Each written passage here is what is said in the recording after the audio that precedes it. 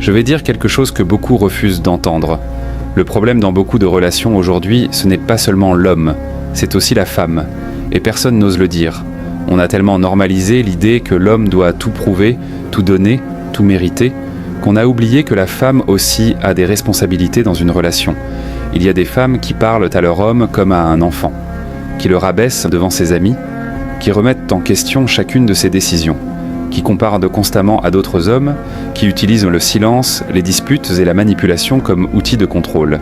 Et quand l'homme réagit, on dit qu'il est toxique, qu'il est fragile, qu'il ne sait pas gérer ses émotions, mais personne ne parle de ce qu'il subit en silence.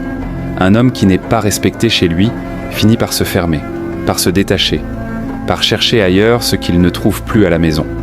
Pas parce qu'il est mauvais, mais parce qu'aucun être humain ne peut s'épanouir dans un environnement où il est constamment rabaissé. Le respect n'est pas uniquement dû à la femme, il est dû aux deux. Une relation saine ne se construit pas avec une seule personne qui donne tout pendant que l'autre prend tout. La vraie féminité ne consiste pas à dominer, elle consiste à élever. Une femme qui respecte son homme ne perd pas sa valeur, elle la renforce. Elle crée un espace où l'homme veut donner le meilleur de lui-même, naturellement, sans y être forcé. Mais quand une femme choisit le contrôle plutôt que la connexion, elle obtient peut-être l'obéissance, mais jamais l'amour vrai. Si tu es d'accord avec ce que je viens de dire, commente le mot « respect » en dessous et abonne-toi à la chaîne pour des conversations vraies sur les relations, celles que personne n'ose avoir.